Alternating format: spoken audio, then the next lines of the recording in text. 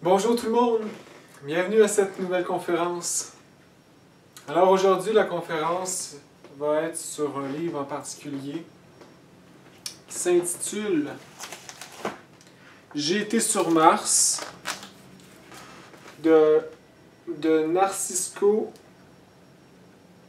Genovese.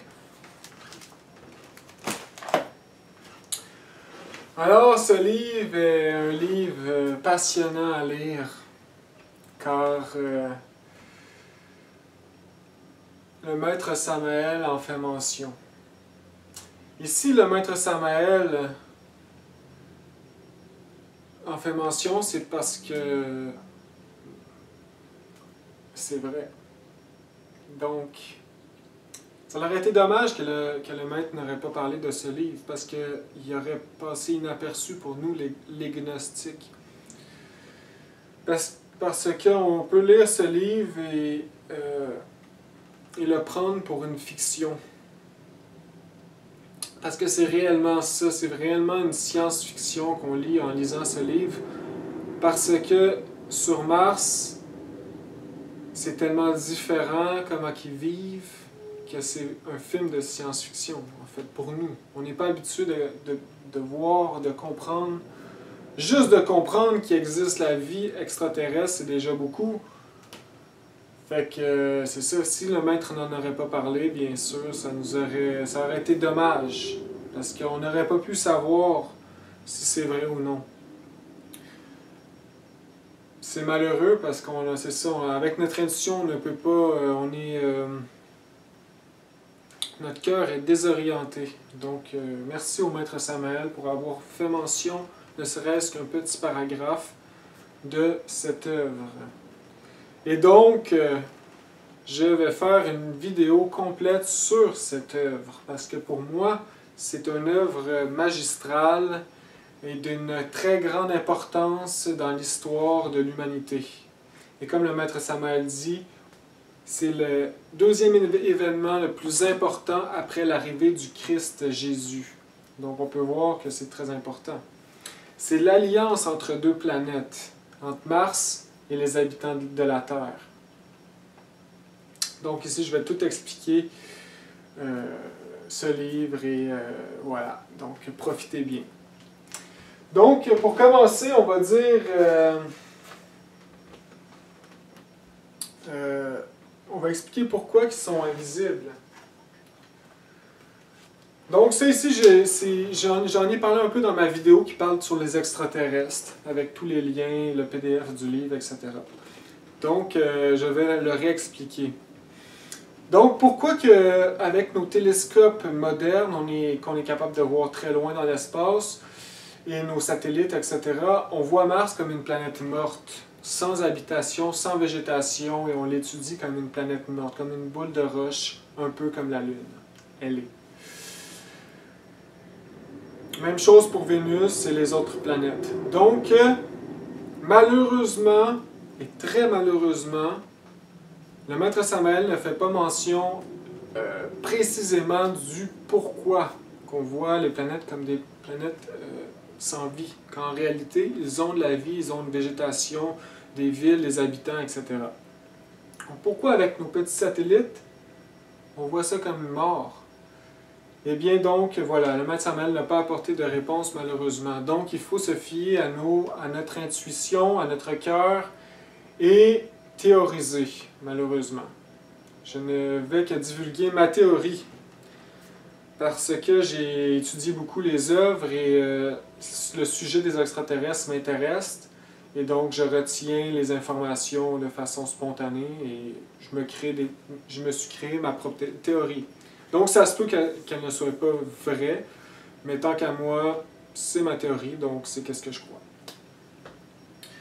Donc, avant de l'expliquer, je vais dire plusieurs gens dans la gnose ont leur propre théorie sur le sujet, dont une théorie qui court, et c'est les extraterrestres sont tous en 4e dimension.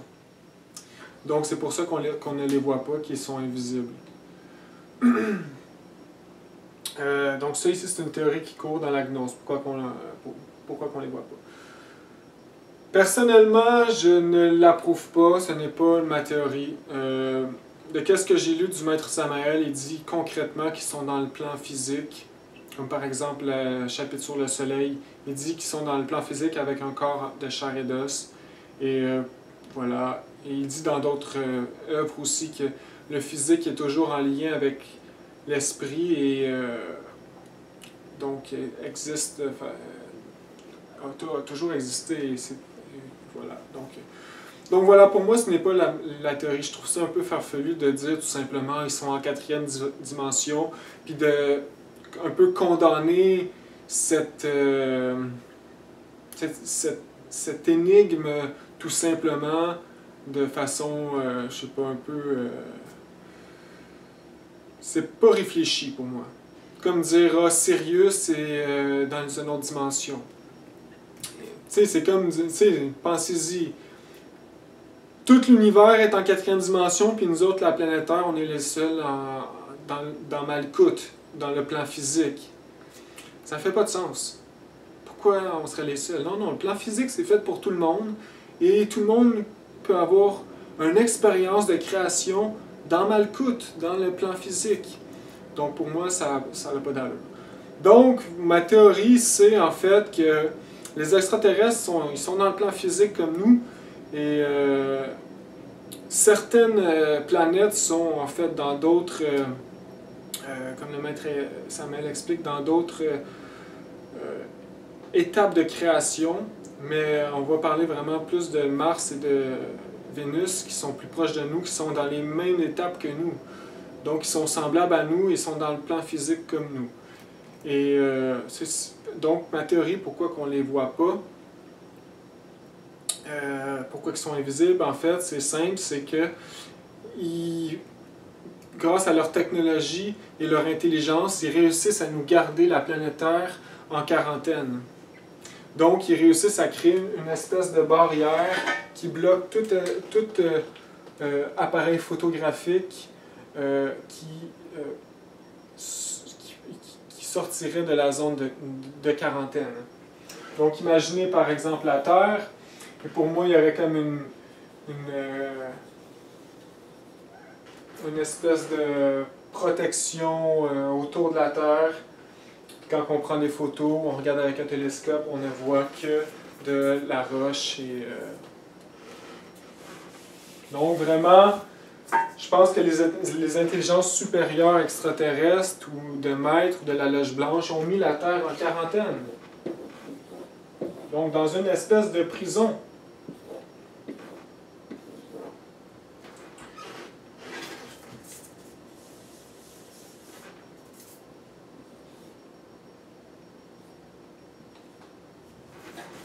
Donc la Terre, on ne peut pas voir les extraterrestres. C'est interdit pour nous. Pour la simple raison qu'on a l'ego, on est dangereux, très dangereux. Il ne faut pas contagier les autres planètes. On a l'ego, on est des animaux, on est dangereux. Et voilà, point final. On met la planète en quarantaine, donc ils ont des moyens simples de fausser tous nos appareils d'observation et de calcul et de mesure qui regardent l'espace. Ça ici, c'est ma théorie. Pour moi, c'est simple, puis on est juste pris en quarantaine. Et aussi qu'on ne réussira jamais à aller sur Mars ou sur d'autres planètes. Parce que, voilà, c'est interdit à l'animal intellectuel avec l'ego de partir dans l'espace. Là, ici, on voit les gouvernements qui envoient des satellites, des robots sur Mars, puis on peut voir ça à la télévision, tout.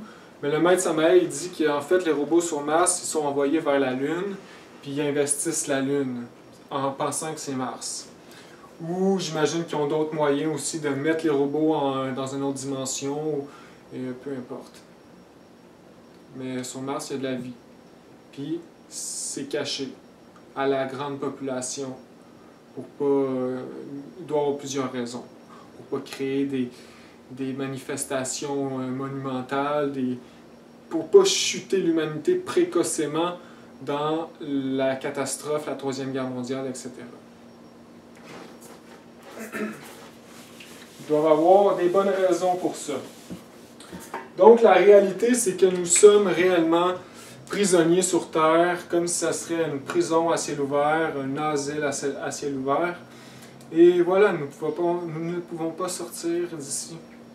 Parce que nous avons l'ego, nous avons péché et nous sommes tombés dans l'erreur.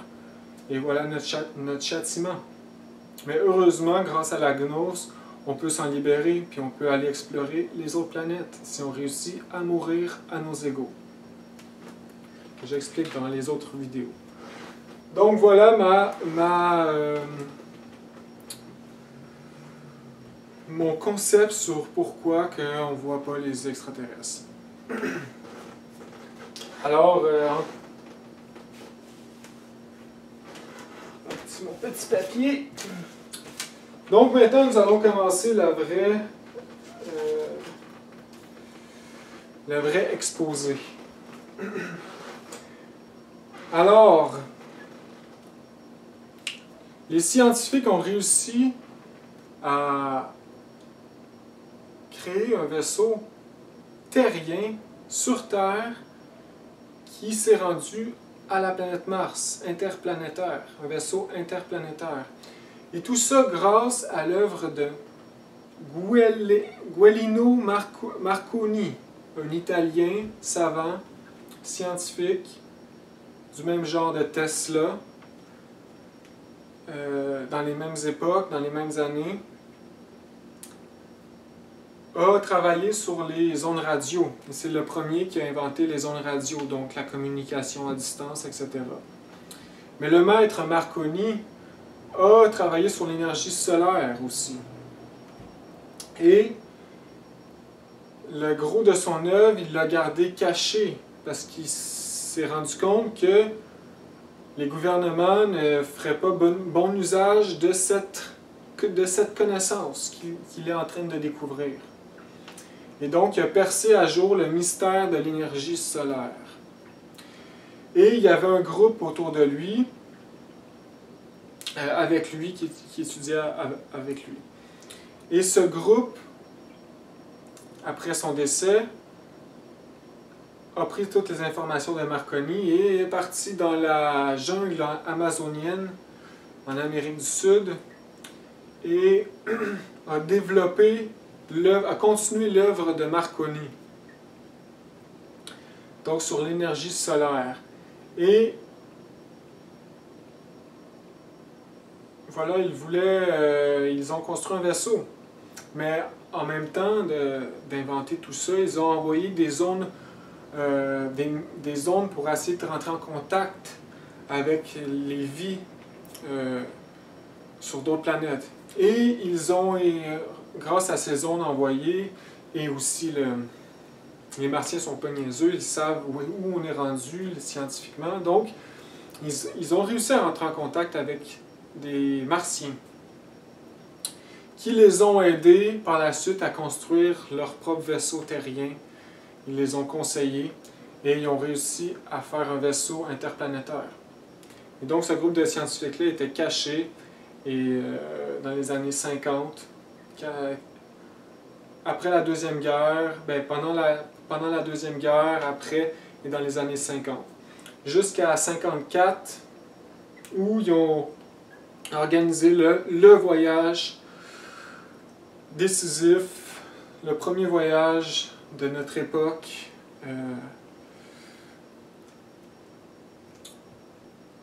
de notre race interplanétaire. Et ils ont réussi. Donc c'est ça que le maître Samael dit comme le plus grand exploit après l'arrivée du Christ Jésus. Historique.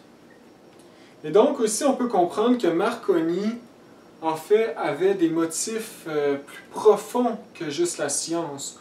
Pour lui, comme il explique, c'est un homme avec une grande mystique.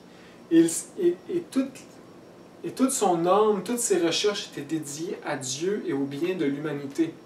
Et c'est la même chose pour tous les savants de ces époques-là qui ont fait des grandes découvertes comme l'électricité et le tableau périodique, etc. Il y a eu une grande avancée dans la science à ces époques, ici sur Terre, parce que les gens en fait travaillaient avec cœur et en lien avec le Père cosmique commun, donc avec une grande mystique. Ils étaient tous religieux, et voilà. Et comme le maître Samael dit, et l'auteur explique, c'est que la science, quand elle est dissociée de Dieu, ne crée pas de fruits. L'avancement scientifique, si c'est dissocié de la religion, ça ne marche plus. Il manque le facteur principal. Ainsi donc, M. Marconi a fait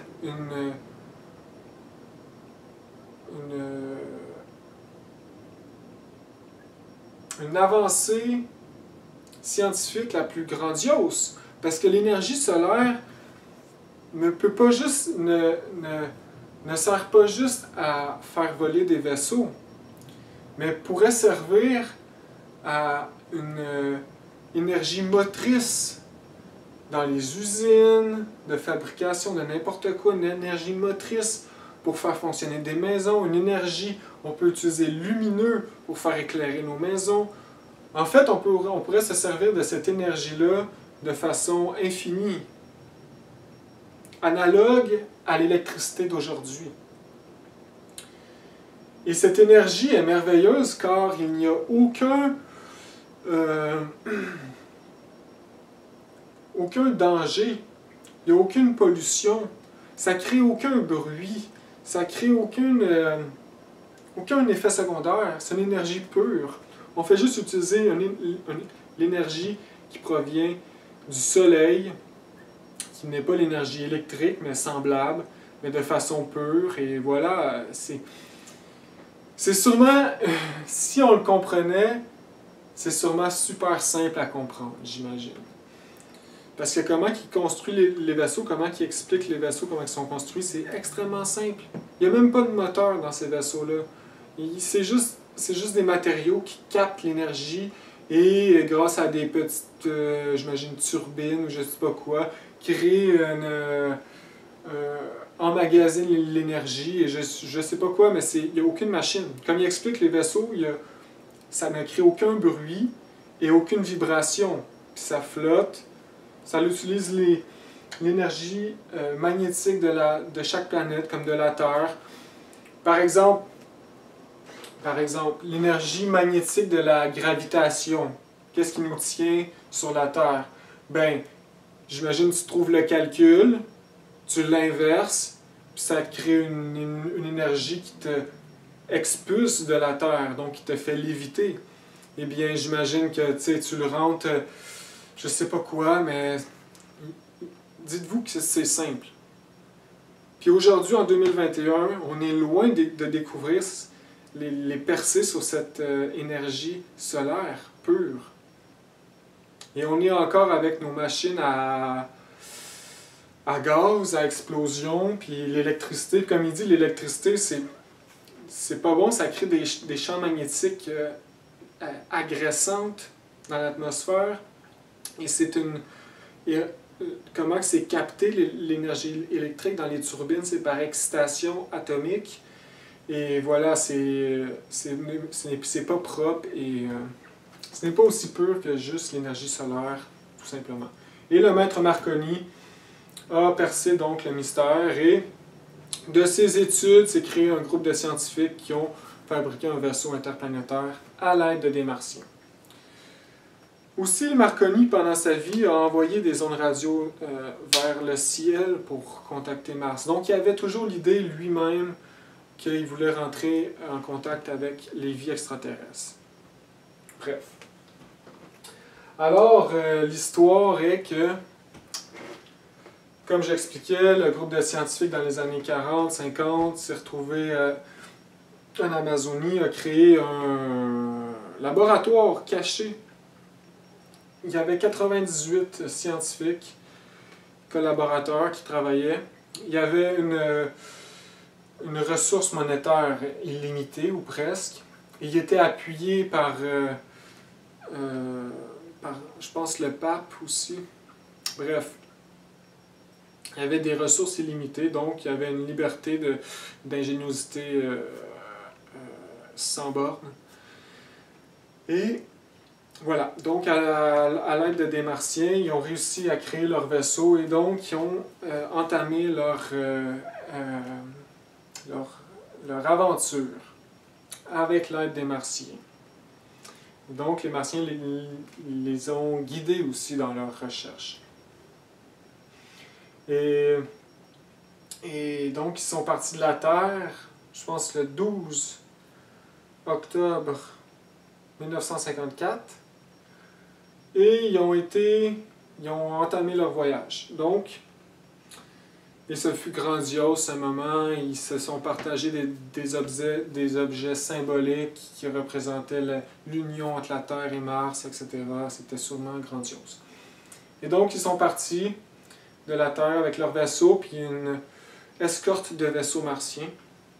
Et ils ont fait un halte sur la Lune, parce que les Martiens ils ont une base sur la Lune.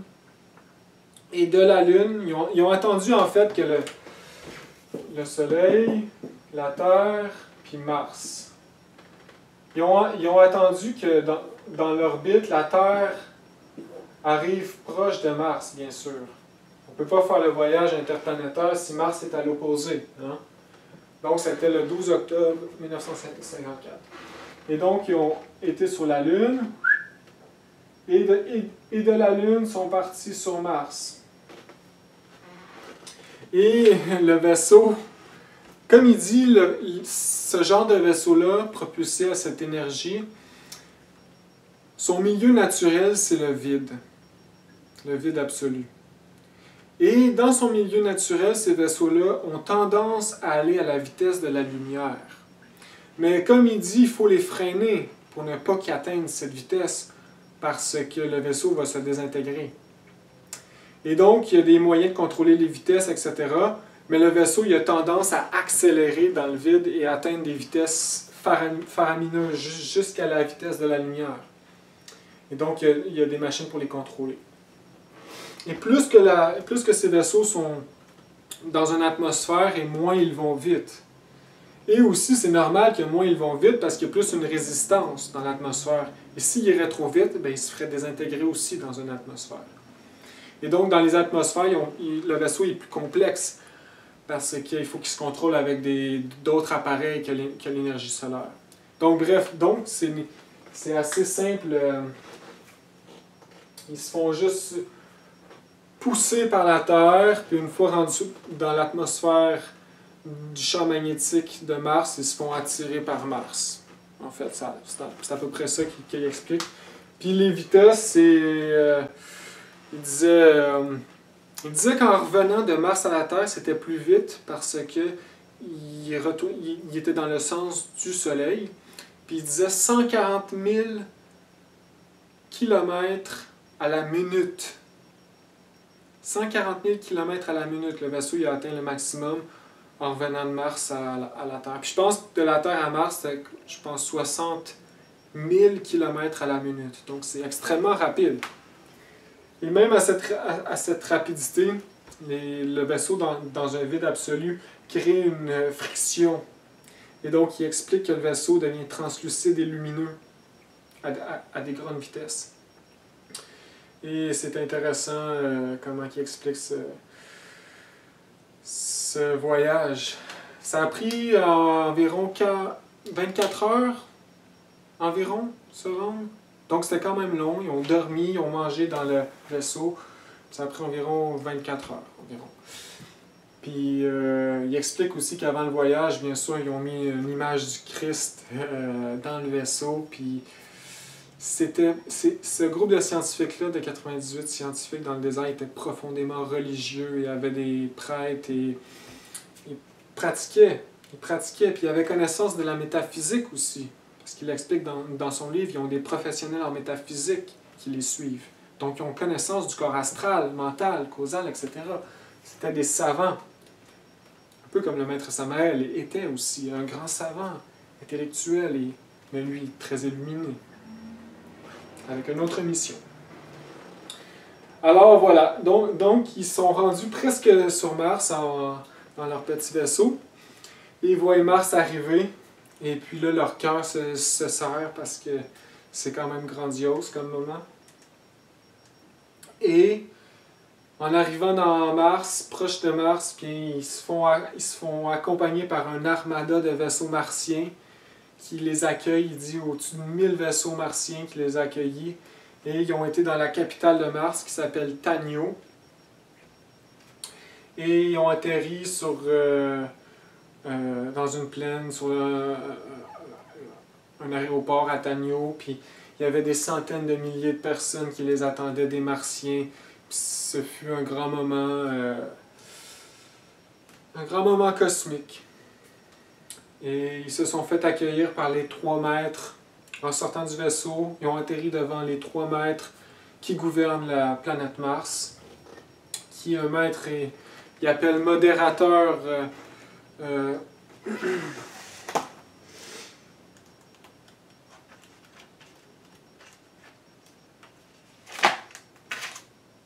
Modérateur politique, le modérateur religieux et le modérateur culturel, qui sont les 3 maîtres, on pourrait dire, de la planète. Donc, voilà, ils sont rendus sur Mars. C'est le groupe de scientifiques était, je pense, 8 ou 9, donc c'est pas tout le groupe qui a été. Puis il était assisté par le chef martien, qui est chef de l'expédition du nom de Taj, ou Tag. C'est cet homme, un martien, qui a décidé de rentrer en contact avec ce groupe de scientifiques, qui a pris comme charge, comme responsabilité de nous montrer tout et de nous inviter à aller sur Mars. Donc c'est lui qui est à la tête de toute cette expédition-là, qui a décidé de nous aider et de nous accompagner. Et voilà, et aujourd'hui, ils ont sûrement encore des liens avec cet homme. Parce que c'est lui qui a vraiment démontré l'intérêt. Parce que, comme il explique, les Martiens n'étaient pas intéressés à nous aider. Parce qu'ils voyaient comment nous étions psychologiquement. Donc, ils n'étaient pas intéressés à nous aider du tout. Voilà. Alors, ils sont rendus sur Mars et ils ont resté 5 jours sur Mars. 6 jours total. Parce que il ne faut pas oublier que les planètes, eux autres se déplacent. Hein? Donc, s'ils arrivent trop loin, ben, ils ne peuvent pas retourner. Parce que la distance devient trop éloignée. Donc, il faudrait qu'ils attendent un cercle complet qui se retrouve près un de l'autre. Donc, il y avait 5 jours pile. Sinon, il aurait fallu qu'ils attendent 1 an. Et voilà, pendant les 5 jours, ils ont investigué Mars. Et les Martiens, c'était des anges à cœur ouvert. Sans borne, rien à cacher. Chaque question, ils leur répondaient, rien. Ils leur donnaient tout ce qu'ils avaient besoin de savoir. Il n'y avait rien de secret. Donc, ils étaient ouverts à nous. Ils veulent nous aider. Ça, il faut comprendre.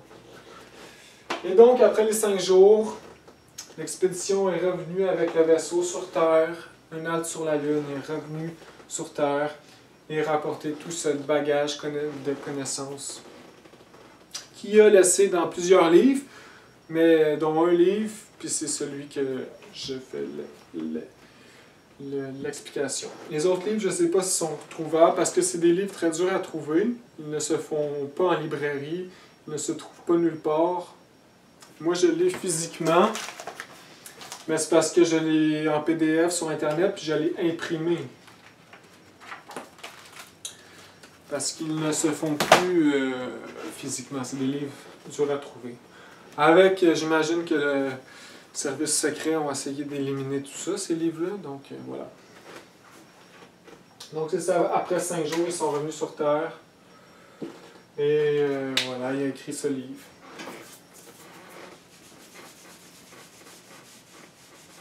Donc, sur Mars, il explique que Mars est 5 fois plus petite que la Terre. Donc, le champ de gravitation est moins importante.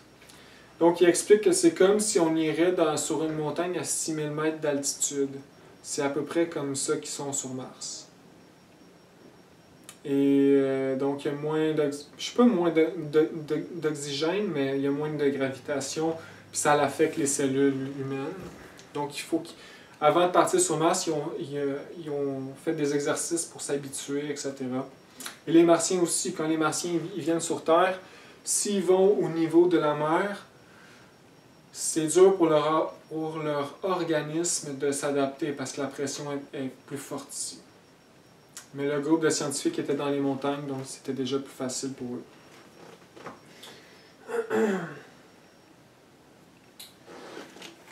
Donc on va expliquer ici c'est comment Mars. Parce que c'est qu'est-ce qui nous intéresse, on veut se comparer. On veut comparer la Terre et Mars. Donc Mars, premièrement, c'est une planète sans égaux. Donc c'est des gens normaux, qui vivent de façon normale. Et voilà, donc je vais expliquer ici c'est comment sur Mars. Parce que j'imagine que vous voulez y aller, comme tout le monde aimerait ça y aller. Mais bon, commençons par mourir. Hein? Alors, le climat sur Mars, c'est en moyenne 10 degrés. Donc, c'est plus bas qu'ici. Les plaques pôle Nord et pôle Sud sont plus grandes que sur la Terre parce que le climat est plus frais. Mais pas assez froid pour pas avoir de végétation et tout ça. Donc environ 10 degrés, ils disent. Il dit aussi que les saisons. Donc il y a les saisons comme ici. Le climat est aussi tempéré. Donc ils n'ont pas de... Le climat est assez constant, toujours constant. Ils n'ont pas de grandes tempêtes, d'ouragans ou de cyclones ou... Ils n'ont pas de gros changements climatiques comme ici, d'extrême chaud, extrême froid ou de sécheresse. Le climat est toujours tempéré, j'imagine des beaux petits nuages tout le temps, une petite pluie une fois de temps en temps, etc. Plus facile à vivre en fait. Et ça ici, c'est parce que ils ont inventé sur Mars. Sur Mars, en fait, comme il explique, il y a moins d'eau que sur la Terre. Donc, sur Mars, ici c'est, mettons, le pôle Nord, le pôle Sud. Puis il explique que sur Mars, il y a moins d'eau, puis ils n'ont pas d'océan comme ici. C'est des grands lacs, puis des mers. Puis c'est partagé de façon équitable sur la planète. Et relié par des canaux construits artificiellement, mais il dit que c'est des maîtres de l'ingénierie, ces canaux. C'est des canaux de des kilomètres de large qui ont construit pour apporter l'eau équitablement sur toute la planète. Donc ici, les lacs sont mis de façon assez équilibrée sur la planète et reliés par des grands canaux.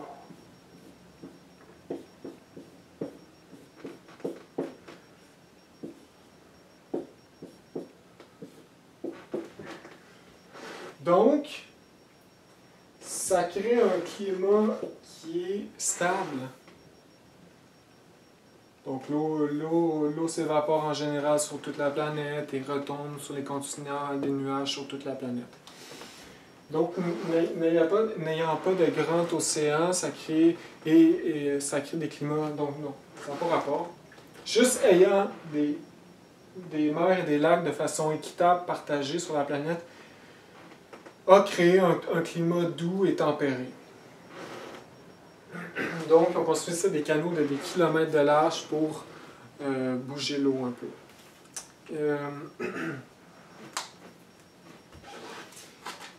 Les montagnes, ils n'ont pas de montagnes en haut de 2000 mètres. Donc, c'est toujours des petites montagnes, des assez petites montagnes, à comparer nous, qui peut aller jusqu'à 6000 mètres. Les autres, pas plus haut que 2000 mètres, mais ils ont des montagnes. C'est ça qui dit, les pôles Nord et pôles Sud sont plus gros qu'ici, parce qu'il fait plus froid. Géologie, c'est ça ici. Donc la faune, il explique que les animaux, ils n'ont pas beaucoup d'animaux sauvages. On a beaucoup plus d'animaux sauvages ici sur Terre. Et il y a beaucoup plus d'étendues sauvages sur Terre, de forêts, etc. Parce que sur Mars, il explique qu'ils sont 600... Ça ici, c'est en 1954. Ils sont 600 millions. 600 millions d'habitants. Donc ici, la planète est 5 fois plus petite que la Terre. Donc la Terre est ici. Donc 600 millions, 5 fois plus petit. Puis ils n'ont pas des villes tout le monde collé là, dans des petits appartements carrés. Là. Fait que dans le fond, la planète est remplie de gens, d'habitations, de champs, où est-ce qu'ils font l'agriculture, et voilà, ils n'ont pas de grandes villes. Donc la planète est assez remplie, donc ils n'ont pas vraiment d'espace de végétation immense, quoi qu'ils en ont sûrement, il n'explique pas. Mais qu'est-ce qu'il explique? Il explique que en haut de 1000 mètres d'altitude dans les montagnes, c'est des zones qui n'ont pas le droit de rien faire, pas le droit de construire, c'est des zones protégées. Donc c'est là qu'il y a les forêts. Puis en dessous de 5 mètres au niveau du sol, ils n'ont pas le droit de creuser plus que 5 mètres, c'est protégé. Ils n'ont pas le droit de mine ou rien de tout ça, ils ont des zones protégées en haut de 1000 mètres puis en dessous de 5 mètres. Et voilà, donc il n'y a pas beaucoup d'animaux sauvages, c'est ce qu'il dit. Mais il dit que les Martiens ont beaucoup d'animaux domestiques. Donc des chiens, chats, j'imagine, ou d'autres sortes, des animaux domestiques. Puis ils ont aussi des animaux pour le lait. Donc il explique aussi qu'ils n'ont pas d'animaux pour la fourrure, puis pour la viande. Ils ne mangent pas de viande. Donc c'est ça. Voilà. Donc ils ont des animaux domestiques, comme il dit, beaucoup sur Mars. Et oui, il dit qu'il y a des ours polaires. Il y a beaucoup d'ours polaires, comme sur Terre, au pôle Nord, pôle Sud. Et donc, la flore, il explique pas beaucoup la flore, mais il explique qu'en haut de 1000 mètres, dans les montagnes, ils ont des forêts de pins, comme on connaît ici, le pin. Comme des pins blancs, pins rouges, etc. Et pour les Martiens, s'ils rendent vraiment des cultes à cet arbre, voilà. Donc, ils ont des forêts de pins. C'est ce qu'il explique dans son livre. J'imagine qu'ils ont d'autres choses aussi, mais il ne le dit pas. Ensuite, donc c'est ça, ils sont 600 millions. Ils ont une grande ville qui s'appelle Tanio, qui est la capitale de Mars. Le siège social. Et donc, en général, les Martiens vivent dans la campagne. Tous les Martiens sont dans la campagne. Puis comment ça marche sur Mars? C'est que chaque famille a sa maison et a son morceau de terre. Et chaque famille cultive sa propre terre pour se subvenir à ses besoins. Donc, chaque famille sur Mars a sa terre et cultive, et sont des cultivateurs.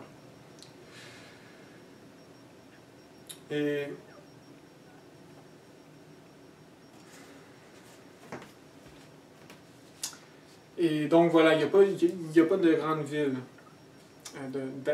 d'agglomération où on cultive quelque chose pour quelqu'un d'autre. Et ici, il dit, il faudrait que je le retrouve.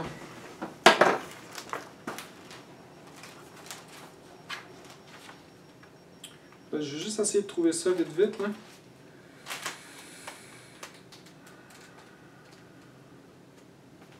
Oui, il dit aussi qu'il y a juste un volcan sur Mars. Un gros volcan sur Mars. Regardez, puis là ici il montre la ville, la planète avec Tanio et les lacs.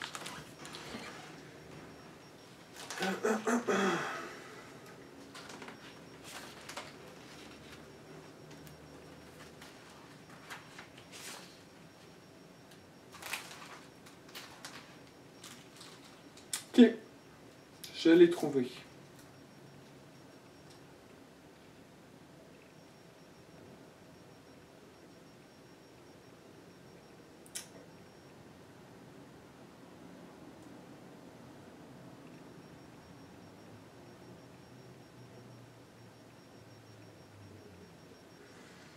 Bon, Je ne l'ai pas trouvé.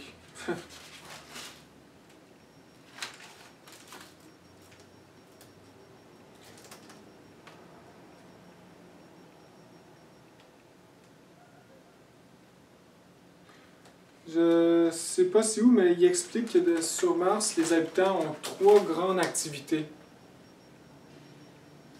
1, c'est agriculteur. 2, c'est le sport. Puis 3, c'est ça que j'essaie de chercher, c'est, je pense, les recherches scientifiques.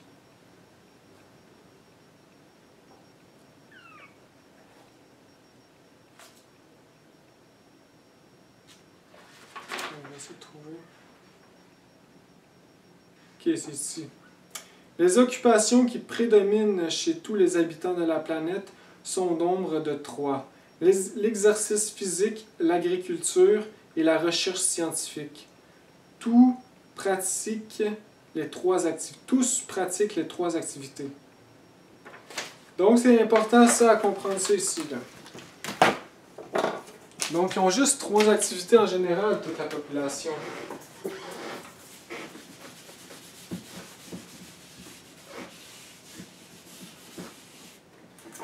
Ils ont le sport, agriculture,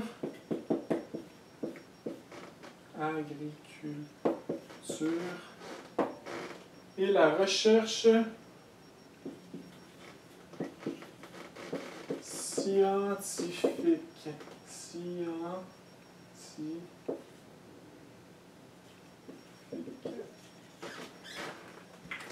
Donc, c'est pas compliqué sur Mars, là.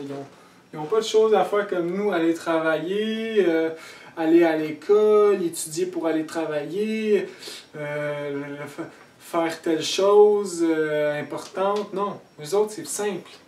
Sport, agriculture, recherche scientifique. Pas plus compliqué que ça. Bien sûr, le sport, je pense qu'ici sur Terre, on néglige le sport. Et aussi, on voit le sport comme quelque chose de égoïque et néfaste. Par exemple, les compétitions de football ou de soccer ou hockey, juste la compétition point final, ils ne connaissent pas ça sur Mars. Sur Mars, pour eux, le sport, c'est pas une chose de compétition. La compétition, ça vient de l'orgueil qui veut gagner, qui veut être le meilleur, qui veut gagner tel trophée. Ou un pays qui veut battre un autre pays, comme dans les Olympiques. Pour se montrer, pour montrer qu'il les exploit, je cours le plus vite, je suis le plus fort, etc. Ça vient vraiment de l'orgueil, ça, ici. Sur Mars, ils ne connaissent pas la compétition. Pour eux, le sport, c'est quelque chose en lien avec l'esprit. Donc, c'est le développement du corps physique pour qu'il soit fort et vigoureux en lien avec l'esprit, au développement de l'esprit et de l'âme. Donc, c'est vraiment très mystique, le sport, pour eux.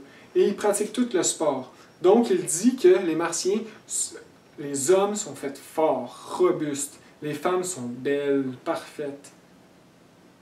Puis, ils pratiquent le sport dès l'enfance. Puis, comme il dit, le sport, eux autres, ils pratiquent ça. Ils ont des parcs, puis ils pratiquent ça au soleil, à l'extérieur.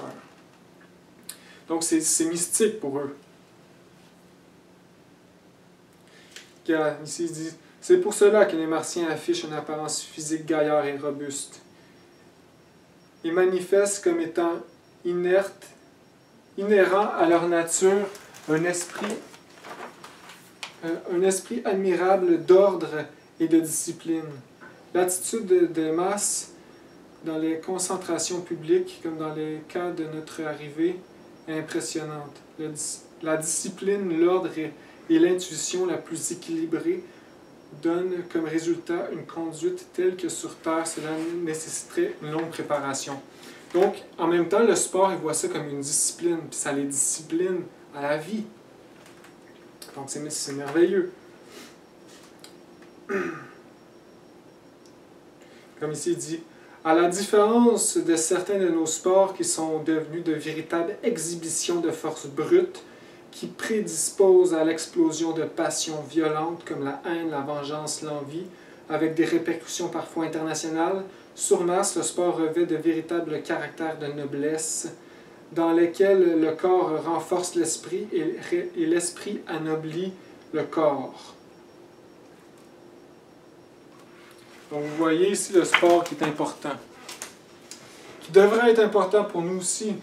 Le maître Samael a donné les exercices tibétains qui sont pour moi, dans la gnose, encore une fois, ignorés ou pas pris au sérieux. Je vois aucun gnostique pratiquer les exercices tibétains de façon rigoureuse et disciplinée à chaque jour. Quand il devrait, que tu sois en couple ou non, ça transmet l'énergie sexuelle, mais ça renforce le corps, là. Ça régénère tous les circuits. Bref, c'est sûr que ça prend beaucoup de discipline, mais ça fait partie de la vie, puis si on s'habitue, on devient plus fort. Sur Mars, eux autres, ils l'ont dès la naissance, ils ont compris ça. Donc, tout le monde fait du sport sur Mars. Après ça, l'agriculture. Bien sur Mars, tout le monde a des connaissances accrues d'agriculture. Et c'est bien normal, c'est pour leur... Ils se nourrissent. Donc, il n'y a pas de problème de nourriture sur Mars. Là. Tout le monde se nourrit équitablement. Il n'y a pas un excès de nourriture qui jette ou rien de tout ça. Là. Puis, je ne sais pas si vous imaginez, mais avoir un jardin personnel, c'est tellement favorable. Là. Chaque fruit et légumes sont fraîchement cueillis. Là. Tu croques dans un concombre frais, c'est différent de croquer dans un concombre qui arrive du Mexique au Canada, puis il a voyagé des milliers de kilomètres dans un gaz pour se faire conserver frais, qui est cueilli prématurément. Non, non, nous autres ici, on ne l'a pas du tout, le côté de nourriture. Là. Eux autres là-bas, tout le monde est agriculteur, point final. La nourriture, elle doit être excellente. Là. Les fruits, les fleurs frais, wow! Ensuite, leur agriculture n'est pas parce qu'ils ont réalisé que ça détruisait la terre si on fait des champs dans la terre. Donc, toute l'agriculture sur Mars est hydroponique. Et donc, on connaît l'hydroponie ici, c'est vraiment une culture en dehors de la terre, qui peut être soit sur des tables, soit sur des murs, ou peu importe comment, dans les airs. C'est fait avec souvent des laines de roche, avec de l'eau qui coule, puis des nutriments, puis la plante pousse au soleil dans la laine de roche. Donc, grâce à cette technique d'agriculture, la planète est verdoyante de vie, le sol est riche, et voilà, ils n'ont pas de problème d'écologie. Et ensuite, la recherche scientifique. Bien sûr, j'imagine que c'est un peu leur raison d'être. Toujours faire un petit avancement de plus vers Dieu, en fait. Parce que la recherche scientifique nous donne une raison de vivre quand on a une vie parfaite, j'imagine. Parce que sinon, juste manger, être heureux, ok, mais si on se pousse toujours un petit peu plus dans la recherche scientifique, quand la recherche scientifique est mélangée à l'esprit, ça devient quelque chose de beau. Puis eux autres, ils ont un ballon parfait entre la matière et l'esprit. Donc, leur avancement scientifique, c'est pour le bien de tous et de l'esprit. Donc, voilà. Ils sont vraiment avancés scientifiquement. Ils ont bien sûr acquis le secret de Marconi, qui est l'énergie solaire, et ils n'ont pas d'usine de fabrication d'électricité comme ici. En fait, l'électricité, c'est l'énergie solaire. Ils ont des machines pour les capter, mais chaque maison a sa propre machine d'énergie solaire. Donc, chaque maison produit sa propre électricité, on pourrait dire. Donc voilà, c'est à l'énergie solaire, donc il n'y a pas de problème. Et, voilà, aussi simple que ça.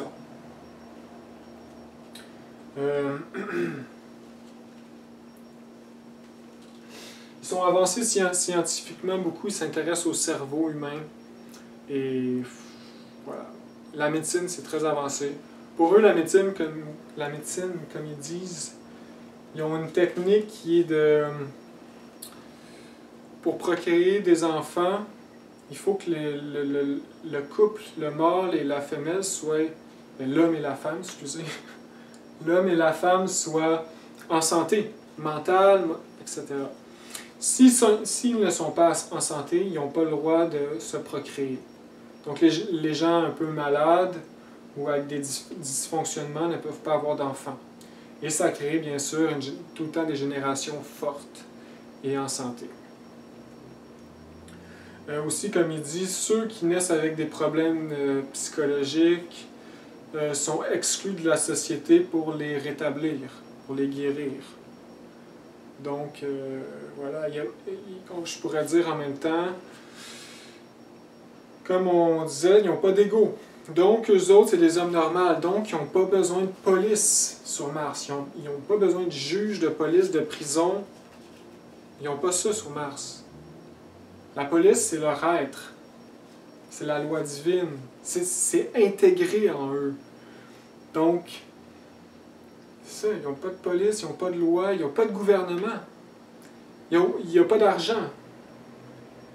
Donc, ils vivent vraiment de façon simple puis parfaite. Ils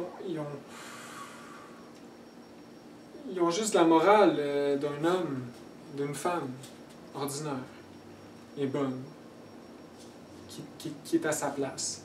Sur Terre, on a perdu nos principes moraux à cause de l'ego, à cause de nos mauvaises actions, etc. Et on en souffre aujourd'hui par ces millions de lois qui abondent toujours de plus en plus. Alors voilà, les sociétés sur Mars, c'est sûr qu'il y a des regroupements, donc je parlais de 3 maîtres qui gouvernent la planète, comme il explique, c'est des maîtres qui sont élus par la planète, par les gens de la planète, comme voulant qu'ils les gouvernent, qui représentent en fait la culture, la religion. Voilà. Donc ils ont quand même des hiérarchies et tout ça, mais c'est pas comme ici, par exemple. L'auteur accuse beaucoup nos frontières. Il parle des frontières comme vraiment des prisons, des lignes de haine. Ça crée de la haine, des frontières. Plus qu'il y a de frontières, plus qu'il y a de lois, plus qu'il y a de prisons, plus qu'il y a de haine. La Terre, on vit sur une Terre. On est tous des terriens. Et des frontières, il ne devrait pas en avoir. Par exemple, en Afrique, le continent africain a beaucoup de frontières. Et c'est peut-être une des raisons pourquoi il y a autant de difficultés à avoir un équilibre et à fleurir. Il y a beaucoup trop de frontières. Il y a des petits pays mini qui sont laissés à eux-mêmes. Tu sais, beaucoup de haine et... voilà, c'est catastrophique des frontières. Ça crée des rivalités, etc. Si on y réfléchit profondément, on le réalise. C'est inutile, puis c'est dommageable.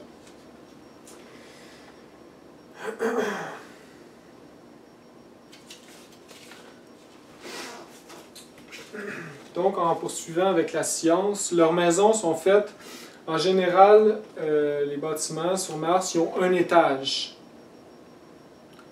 Puis, il explique que c'est 6 mètres de haut, en général, en moyenne, les bâtiments. Donc, ça doit être des méga manoirs.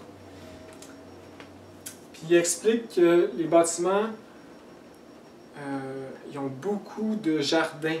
Donc, des jardins sur le toit, partout. Ils ont plein de jardins partout. C'est vraiment beau, esthétiquement beau. Il compare les maisons, puis comme la ville Tanio, à comme des manoirs grecs avec des jardins orientaux. Donc c'est très beau, là. Puis la matière principale de construction, c'est des pierres. Puis je pense qu'ils ont vraiment des techniques avancées, comme il explique qu'entre les murs, ils créent un vide absolu qui crée l'isolant, etc. Donc ils ont plein de techniques scientifiques de construction.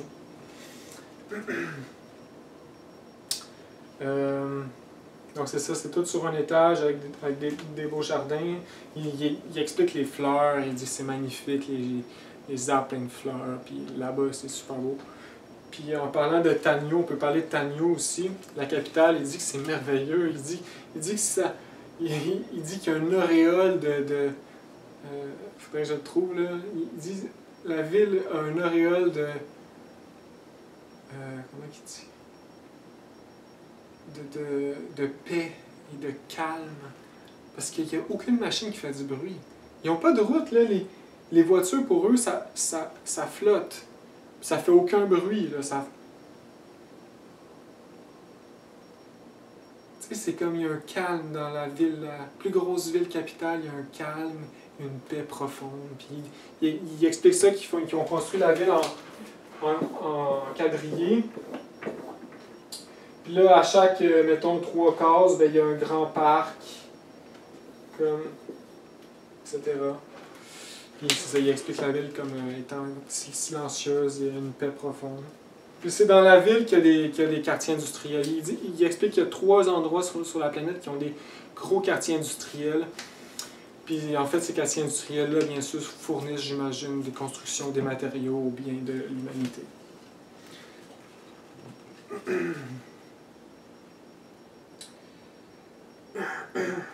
Donc, les Martiens ne connaissent pas le pétrole, ils n'ont pas d'éléments fossiles. Ils n'utilisent pas aussi le bois comme... ils ne coupent pas des arbres pour faire du papier, là. Les Martiens, c'est des professionnels et très avancés métallurgiquement. Donc, eux autres, ils utilisent le métal pour presque tout faire. Puis, ils expliquent même le papier, c'est des feuilles de métal.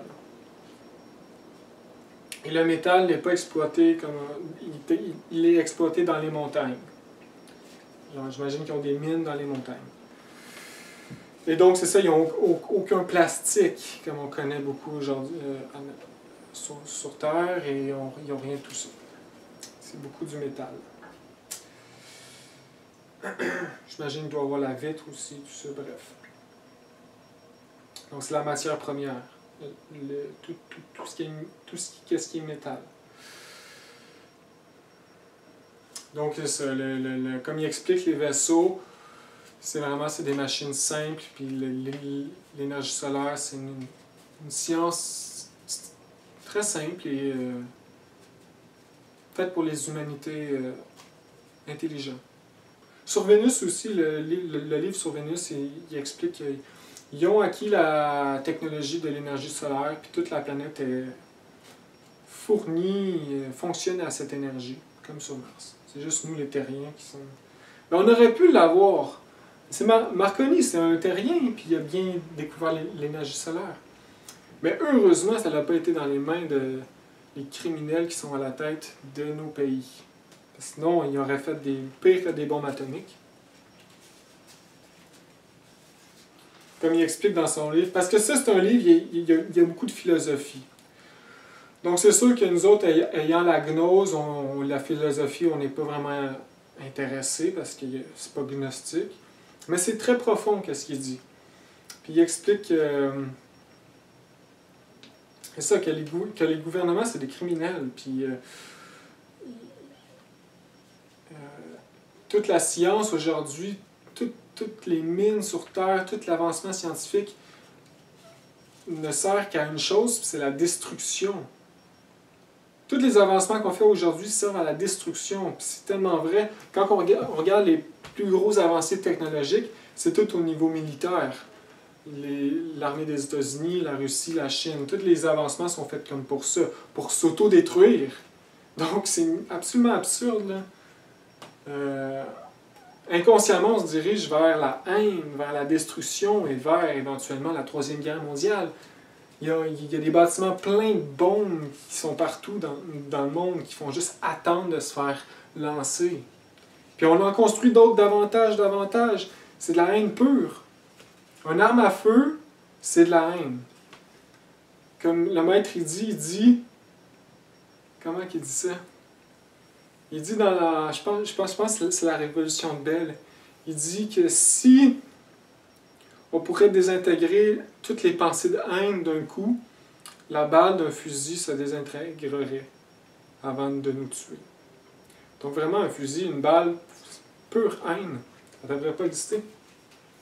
Bref, continuons notre étude sur ce livre merveilleux.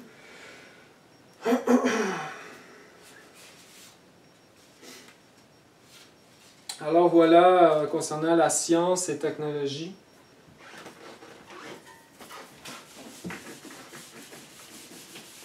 maintenant, nous allons parler un peu de... Donc, c'est ça, la philosophie sur Mars. Donc, les gens, comme j'ai expliqué, ils n'ont pas d'ego, donc ils ont une philosophie en lien avec le divin, et ils sont très conscients du divin, du Christ cosmique. Et ils ont aussi leur histoire. Donc, ils ont passé par des moments difficiles et dégénérés, un peu comme nous. Comme lui, il explique dans son livre, il y a 2000 ans, c'est là que vraiment l'avancement s'est fait. Comme il explique, un changement qu'un homme a apporté du nom de Dany a vraiment fait une révolution sur Mars, puis il a apporté Mars vers la bonne voie. Et depuis ce temps, il y a 2000 ans, tout va bien, l'avancement est très avancé. Donc, voilà, ils ont une évolution, j'imagine, comme partout.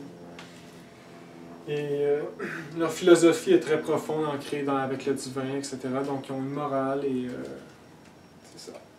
La religion aussi. La religion objective. Bon, maintenant, on va parler de la femme, parce que là, c'est très intéressant. La femme sur Mars est réellement un point important, joue un rôle primordial au bon fonctionnement de la société. Car c'est la femme qui éduque les enfants. Il n'y a pas d'école sur Mars. L'école, c'est la maison. C'est la femme qui donne. Donc la femme a vraiment un grand rôle dans la société. Donc la femme a le rôle d'être mère, d'être épouse et d'être éducatrice. Donc la femme ici joue voilà, un rôle primordial.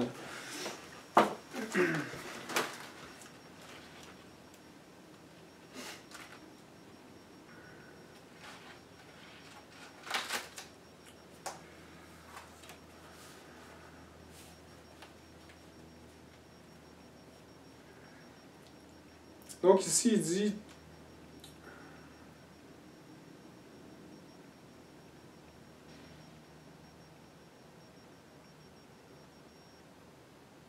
c'est ça, c'est transporte vraiment une esthétique et un grand esprit mental caractéristique au sexe.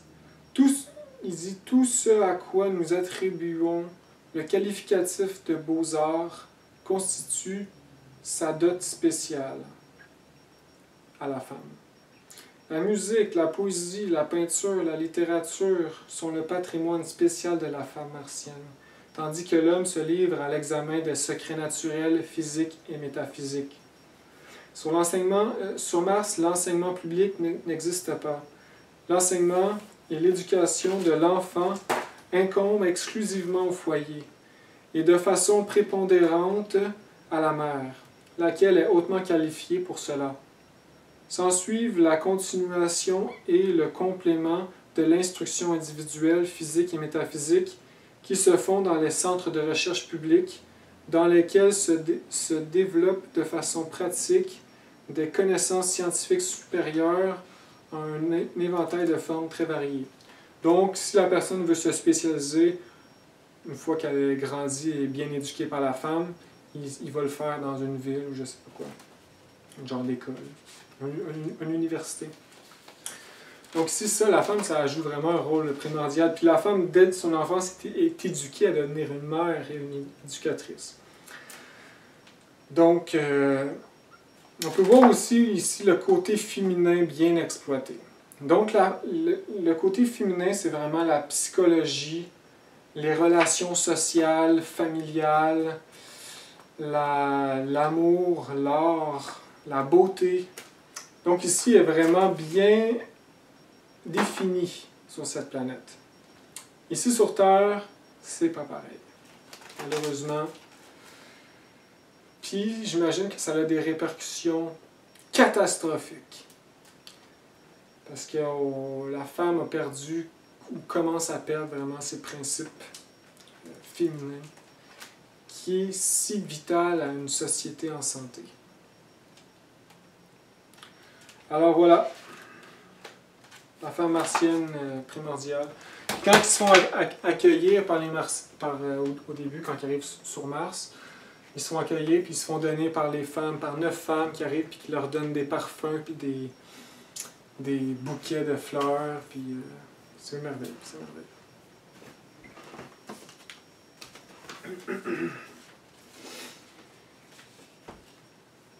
Il explique aussi que dans le mariage sur Mars, l'enfant, c'est les parents qui choisissent les conjoints et conjointes de l'enfance, puis qu'ils disent à la personne dans le temps propice. Puis il dit que ça a des répercussions vraiment favorables. Donc il faut comprendre, c'est pas comme aujourd'hui, inconscient. Les autres sont conscients et pleins d'amour et de vérité, de luminosité. Donc, ils font pas des choix stupides. Donc, ils savent, j'imagine, comment trouver un conjoint ou une conjointe favorable pour son fils ou sa fille. Et puis, les enfants sont donc éduqués dans les maisons, sous les foyers, et au moment venu du mariage, les deux familles, on pourrait dire, fusionnent, donc par le mariage de leurs enfants. Et c'est comme ça que ça marche. Puis, c'est intéressant parce que le maître Samael parle à l'époque de l'Atlantide, sur Terre, quand il parle des pyramides égyptiennes, il dit à cette époque, les grands scientifiques et savants qui étaient des illuminés, qui avaient la clairvoyance, et des astrologues clairvoyants, trouvaient par l'astrologie aux enfants naissants le mari ou le conjoint d'un enfant naissant. Il trouvait de façon astrologique clairvoyant, comme l'âme sœur de la personne. Donc, tout le monde savait avec qui ils vont se marier. Hein. Donc, ça ne créait pas de problème. Donc, on peut voir ici la connotation. Sur Mars, ils choisissent vraiment les mariages comme ça. Donc, voilà. Aujourd'hui, les gens qui font ça de façon inconsciente puis mécanique, ben c'est comme dans certaines cultures, c'est pas favorable parce que là, on est inconscient. Donc, on n'a aucune idée de l'âme sœur de la personne, on n'a aucune idée de rien. Donc, c'est vraiment couper la liberté d'une personne. Mais moi, personnellement, j'aurais aimé ça que naître, bien sûr, dans ces époques. Mais il me semble que j'aurais trouvé ça, la vie plus facile si on aurait trouvé ma femme, puis ça aurait été plus naturel de la rencontrer en sachant que c'est elle, tu sais. Mais bon, voilà, nous ne sommes plus dans nous sommes dans le Kali Yoga. Ne l'oublions pas, à la fin de l'ère de la race aryenne, dans l'Apocalypse de Saint Jean.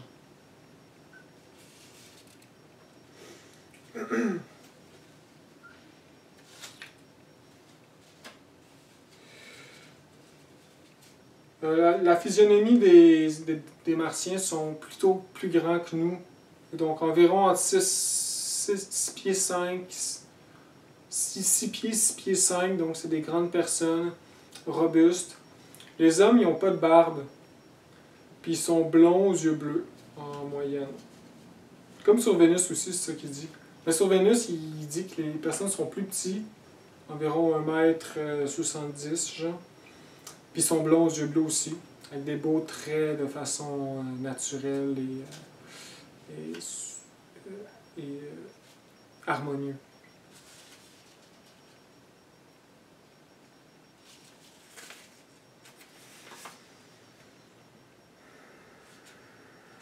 Ouais, j'ai pas mal fini ma conférence, les amis. Et je vous conseille de le lire. Je vais laisser un lien en bas du vidéo.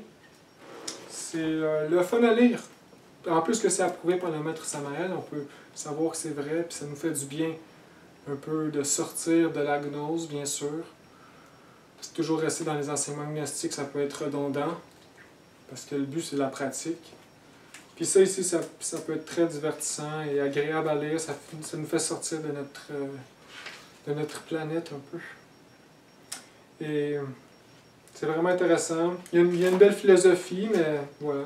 Il faut juste faire attention. Il dit à un moment donné que les Vénusiens sont moins évolués que nous, les Terriens.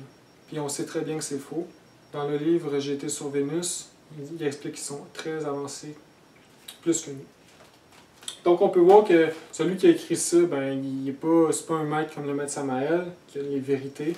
C'est un homme scientifique comme nous, comme moi et vous, qui a eu la chance d'aller sur Mars, est sûrement un peu plus conscient, illuminé que nous. Bref, c'est ça, il faut juste faire attention, c'est pas parfait. Comme il dit, c'est ça, les Vénusiens sont moins évolués que nous, mais ça, c'est pas vrai. Mais sinon, pour le reste, c'est un bon livre, avec beaucoup de philosophie aussi. Donc, voilà. Donc, je pourrais finir. Ici, c'est le signe religieux des Martiens. C'est un disque comme ça ici.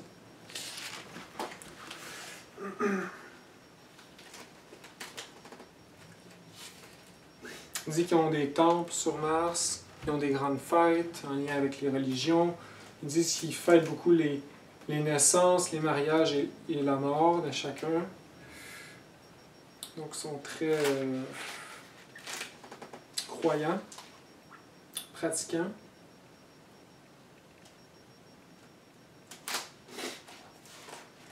Donc, je vais faire une petite lecture ici de la conclusion qui parle de Marconi. Ah oui!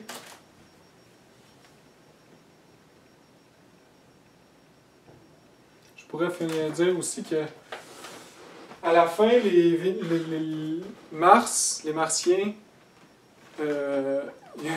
à la fin de leur voyage, en arrivant sur Terre, Taj, il leur donne 25 livres d'or pur pour financer leur recherche. Donc, les Martiens soutiennent financièrement ce groupe de chercheurs qui apportent de l'or pur. Donc, ils n'ont pas de limite économique grâce aux Martiens qui les aident. Et ça ici, c'est merveilleux aussi.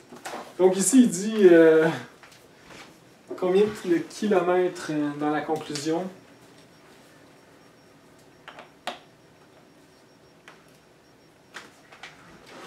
Il dit, nous avons parcouru 126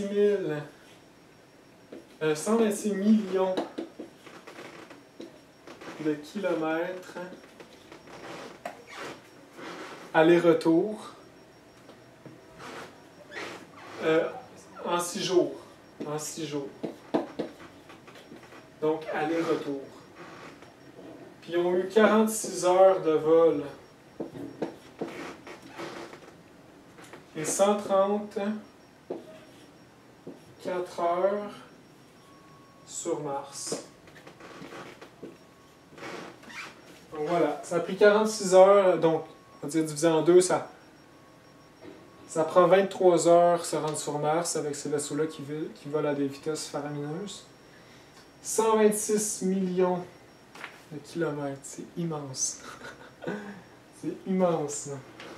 C'est merveilleux. Puis dire qu'ils ont tout inventé ça dans les années 50, quand il n'y avait pas les ordinateurs, ça n'existait pas à ces époques-là. Qui sait, peut-être que la technologie qui a commencé dans les années 2000, Internet, ordinateur, téléphone, ça nous nuit peut-être plus qu'à autre chose. Peut-être que ça nous rend plus crétins et affaiblit notre intelligence. Parce que le monde a vraiment baissé quand l'Internet est arrivé, puis les ordinateurs, puis tout ça. Puis aujourd'hui, on est tous plugués sur des écrans géants, puis donc voilà. C'est dans les années 50 qu'ils ont inventé un vaisseau spatial. C'est ça que je disais, c'est vraiment proche de la science-fiction. Si le maître Samael n'aurait pas approuvé ça ici, ça aurait été dur à croire. Mais c'est vrai. Donc ici, il parle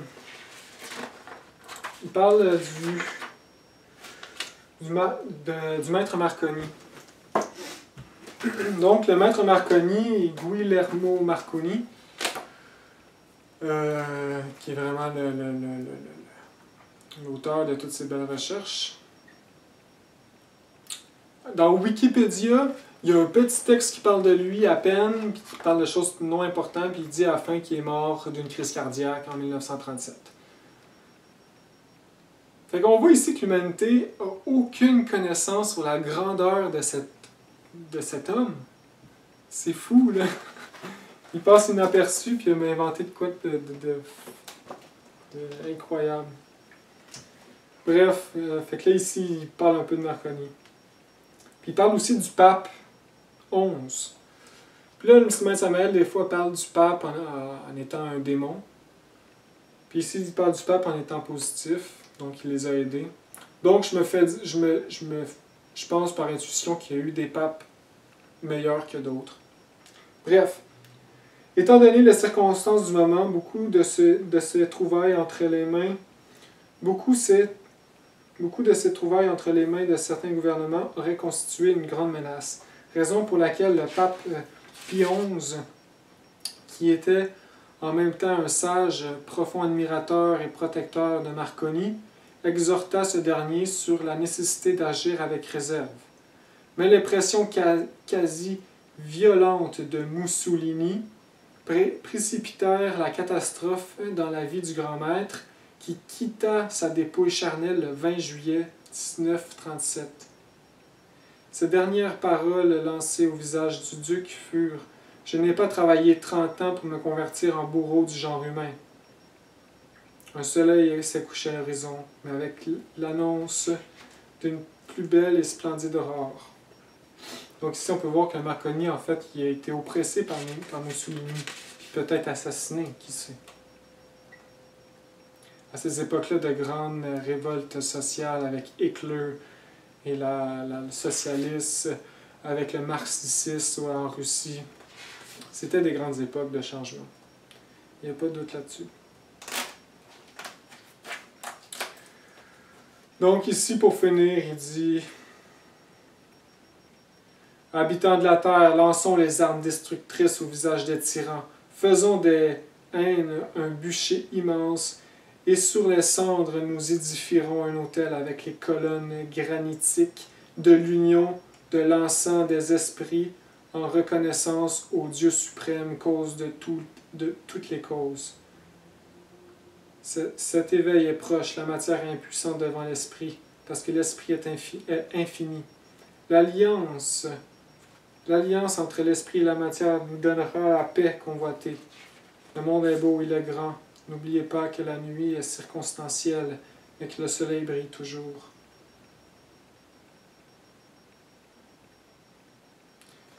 Qu'attendrions-nous sur terre si nous cessions de sacrifier l'esprit pour la matière, si l'on dépouillait notre science de tant d'absurdités, si l'on coordonnait nos recherches, si l'on effaçait de notre globe toutes les lignes de division qui divisent, qui nous séparent physiquement et moralement? La Terre a seulement une frontière, sa circonférence. Elle a une seule limite, tracée par le Soleil. Donc voilà l'œuvre du grand sage, grand homme Narciso Genovese. Donc ici, je vous conseille de le lire. Et pour finir cette vidéo, je vais lire ici le chapitre où le maître Samael parle de ce livre et de cette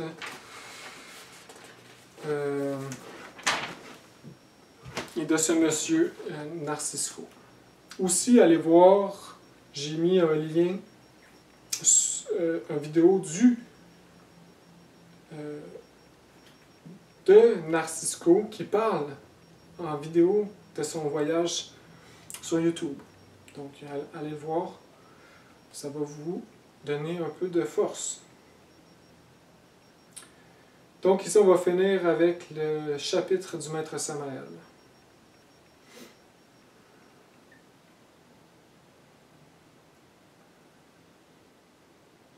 Donc, c'est une lettre que le maître écrit au président des États-Unis et Russie.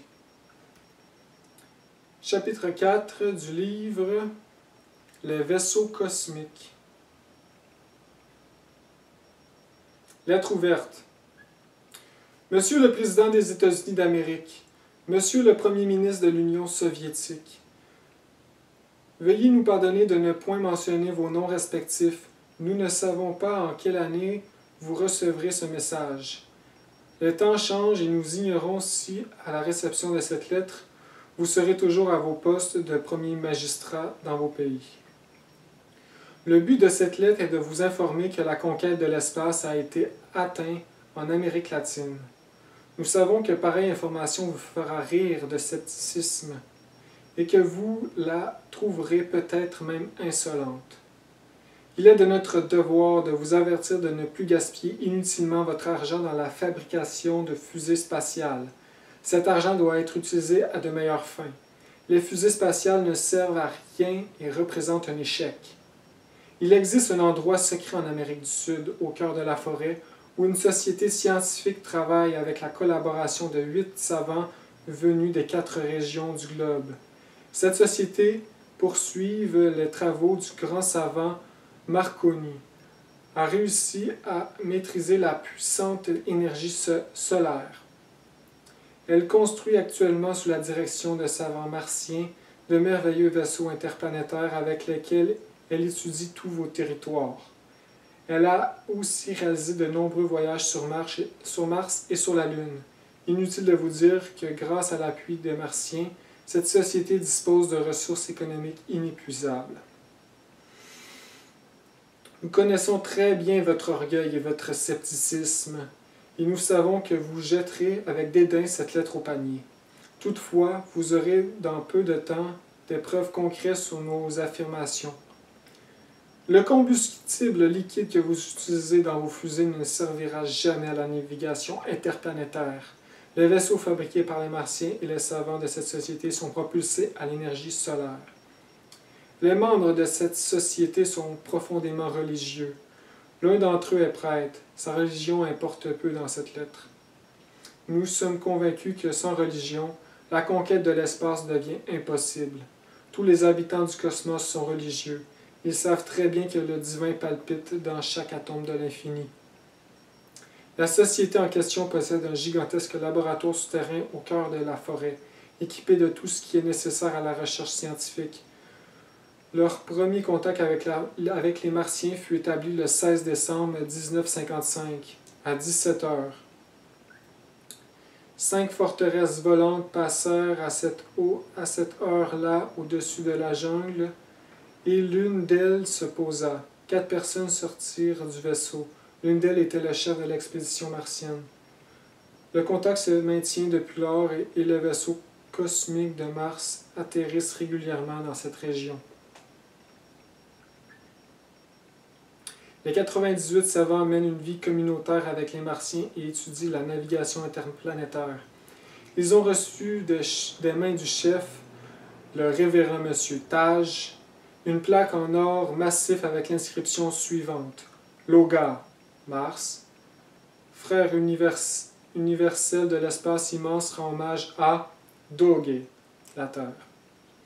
Avec le désir ardent de s'unir avec tous les êtres qui vivent avec un seul esprit dans l'esprit infini, au nom de la gloire et de la paix éternelle. Nous félicitons le chef martien pour son discours à 3 paroles, Sundi Dog Loga, qui signifie Dieu, Terre, Mars. Avec ce discours et la plaque d'or, l'alliance Terre-Mars fut scellée et l'est toujours. Nous faisons également parvenir nos félicitations à M. Martinelli pour l'anneau symbolique dont il fit cadeau à M. Taj. L'événement cosmique le plus important depuis la venue de Jésus-Christ sur la Terre se produisa le 12 octobre 1956. Désolé, 156, je me suis trompé. À midi précis, M. Narcisco Genovese, l'un des savants, nous conte qu'à cette heure-là, la première expédition sur Mars, l'expédition Colomb, prit son départ vers cette planète. C'est à lui que nous devons toutes les explications qui suivent, et nous lui transmettons par la présente toutes nos félicitations, au cas où il en prendrait connaissance. L'équipe de savants avait construit 3 vaisseaux grâce à l'aide martienne. L'expédition fut appelée Colomb, et les 3 vaisseaux, Loga, Doge et Kundi, Mars, Terre, Alliance. L'image du Christ fut placée à l'intérieur des vaisseaux. Le voyage fut un succès complet. L'expédition fut formée par les 3 vaisseaux terrestres suivis d'une escorte de 6 vaisseaux martiens. La Lune fut la première étape du repos. Il fut démontré que la belle Séléné était un monde mort. 10 autres vaisseaux martiens se joignirent ensuite à l'expédition. Tous les habitants de la ville de Tanio, capitale de la planète Mars, s'étaient réunis à l'aéroport pour accueillir les habitants de la Terre. Le séjour dura 5 jours, lesquels furent consacrés à l'étude et à l'observation. Les savants apprirent une quantité de choses qui font aujourd'hui l'objet d'études approfondies au cœur de cette jungle d'Amérique du Sud. Les 98 savants ont le profond désir de partager leurs connaissances avec l'humanité. Ils veulent que cette dernière puisse jouir également de la navigation interplanétaire. Malheureusement, les expériences nucléaires de la Russie et des États-Unis rendent cette tâche difficile. Les conflits et en particulier la Troisième Guerre mondiale qui se fait de plus en plus imminente représentent l'obstacle principal à l'échange culturel avec Mars et au voyage interplanétaire. Les fusées sont maintenant inutiles. Les contacts avec Mars ont été établis. Pour participer au voyage cosmique, nous devons dissoudre le moi, l'ego. Tant que le moi existera, il n'y aura pas de paix, et les voyages interplanétaires seront impossibles. Ce n'est pas de fusées cosmiques que nous avons besoin aujourd'hui. Nous devons étudier à fond le moi et sa mort totale. Ce n'est qu'alors que les voyages vers Mars seront possibles. Mars ne peut se permettre d'accueillir des assassins, des voyous, des ivrognes, des matérialistes, des marxistes, ennemis de l'Éternel, des prostituées, etc. La paix règne sur Mars. Les gouvernements, les armées et la police n'existent pas. La délinquance non plus, et si par hasard quelqu'un naissait délinquant, il serait immédiatement soigné comme un malade dans un sanatorium isolé. Réfléchissez bien, messieurs, sur tout ce que cela signifie. Méditez un instant si un monde complètement dépourvu d'ego. Imaginez les armées de la Terre envahissant Mars. Comprenez l'horreur que cela représenterait. L'auteur de cette lettre vous supplie, au nom de la vérité, de mettre un terme aux explosions nucléaires, de mettre fin à la guerre froide et de débuter une ère nouvelle de religion universelle. Je demande à l'Union soviétique en particulier de suspendre la diffusion publique et privée de la dialectique matérialiste et d'intensifier la propagande en faveur de la religion. Sachez, messieurs, que tous les habitants du cosmos rendent un culte à la divinité et que sans la religion, la conquête du cosmos est impossible. Au nom des habitants de la Terre, je vous en conjure, cessez vos guerres et vos explosions atomiques, ainsi que votre règne du divin. Signé à Mexico, le 29 avril de l'an 3 de l'ère du Verseau, Samael Onveor, président fondateur du mouvement gnostique chrétien universel.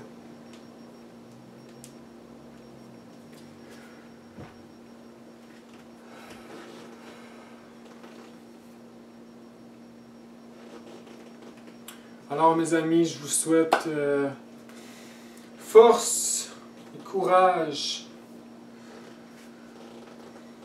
en ces temps difficiles et beaucoup de volonté. Au nom du Christ, paix vers un ciel et à la prochaine.